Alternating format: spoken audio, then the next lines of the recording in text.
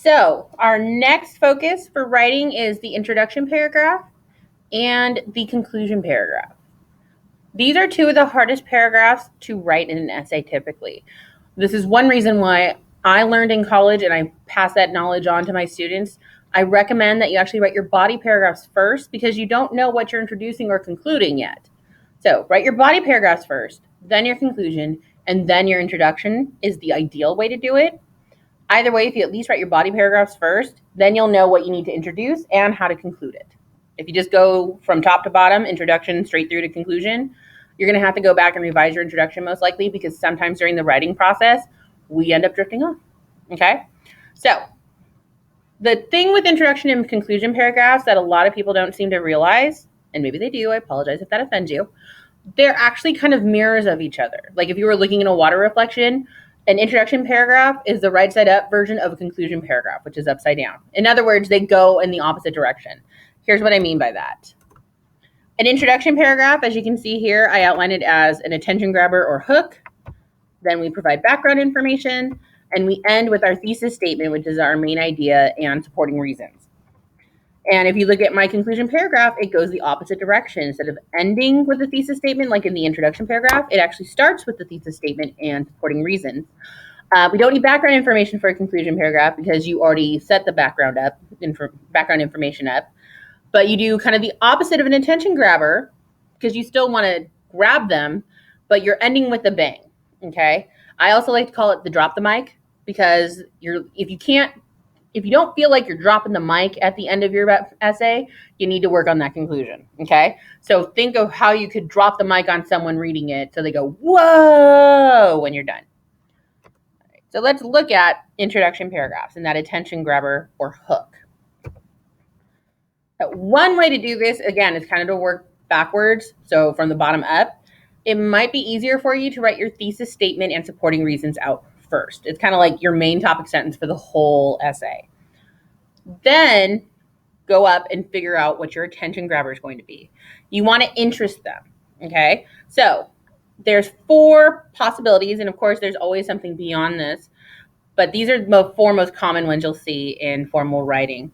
There can be an interesting or shocking fact or statistic, an anecdote that relates to your topic, like someone's story, okay? These can be true or made up. A relevant quote from someone reputable, okay? Like a popular movie or TV show would be considered reputable, famous speech, anything that would relate to your essay topic, or a word or phrase definition. Okay, this might be helpful if you're doing an expository essay or like a research paper where you're going to explain something that a lot of people might not be familiar with, or if you want to lead them in by defining a word that relates to your topic that people might not be familiar with as well. Your next question might be, why can't I start with a question? No one says you can't start with a question. However, it's kind of remedial. Again, I apologize if that comes across as insulting, but that's the easiest way to start. And I'm going to challenge you as my student to go for something a little more difficult. That said, you can turn a question into a shocking statement, or not shocking, an interesting statement or a relevant quote or something similar, okay? The reason for turning it from a statement to or a question to a statement is because you want to seem like the authority. And if you are asking questions at the very start of your paper, you don't seem very authoritative because you're asking the reader, and the reader's like, I'm reading this to find out. Why are you asking me questions? Okay. So let's use this example. This actually relates to the essay I'm doing with my 7th grade honors class right now, which is an essay on Walk Two Moons, which is an excellent novel by Sharon Creech. Here's a question that might work as an attention grabber question. Have you ever judged someone without considering what their life is like when you're not around? Decent question, kind of interesting. Most people would probably nod their heads and go, yeah, I've done that. Okay, we all have. So that's why it's a little weak though, is because not very many people are going to go, oh my gosh, this makes me rethink everything. I got to keep reading this essay because we're all going to go, yeah, we've all done that. Are you yelling at me? What's the point of this? So to turn it into a more authoritative statement, we're going to obviously get rid of the question mark and turn it into a sentence. And we're going to change up the have you ever judged someone, okay? So typically in questions, the verb comes first and then the subject or the person being questioned. So we're just going to change this up. In this case, I might change the subject as well. So have you ever judged someone? I might say most people, or we, or you have probably. You don't want to outright accuse them.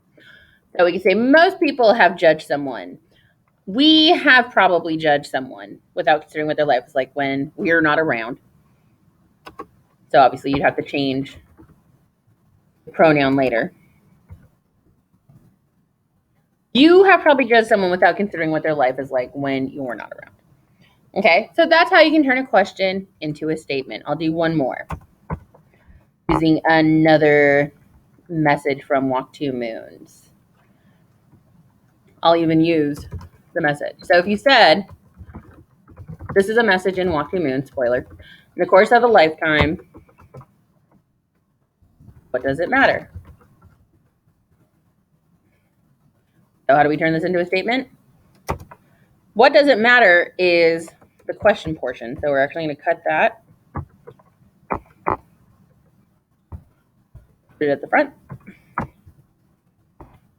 Turn that into a lowercase. And again, we're getting rid of the question word what. It would be our subject right now. Does would be our verb. And instead of it, again, we're going to turn it to a lot of things, or we could say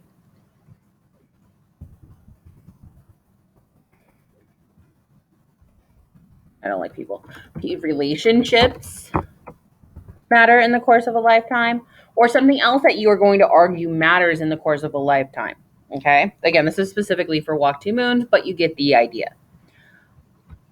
Simply put, when you start with a question, which is great for rough drafts if it gets you going, answer your own question for the final draft.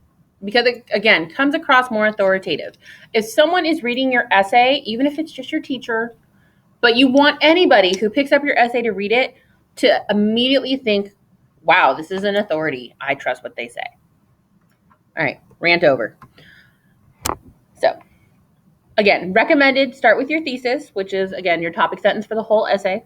Okay, include your reasons for why you are proposing this thesis. Then, add your interest. Finally, you need to explain or transition into your background information by explaining how this topic or this attention grabber relates to your actual material. Okay? You don't want to go too far. As you can see, I suggest you want to average between 4 and 6 sentences because it's introducing your topic, not explaining it. Okay? Your introduction paragraph should be relatively short because the body paragraphs is where you do all the explaining and elaborating. So let's look at an example. So here's the thesis sentence first.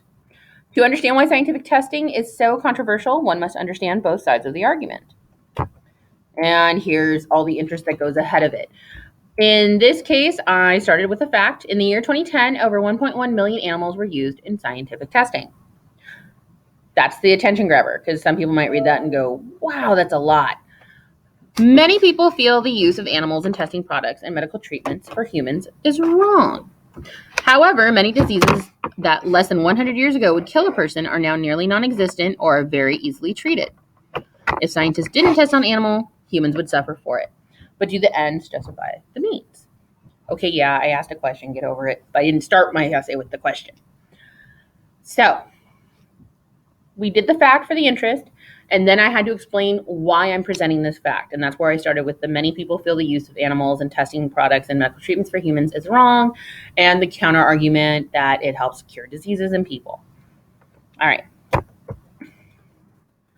So just really quick, if my thesis statement was the proper setting of a volleyball is very important and fairly easy to learn how to do, please note the parallel writing with is very important is fairly easy to learn how to do. This case, I used a definition to kind of introduce or to grab their attention, and then explained how this is going to relate to the rest of my essay. So I said, here's how you can use sets. It can pass the ball when there's not enough time to bump it. It can set up a spike. And it's an easy skill to learn, but can take years to master.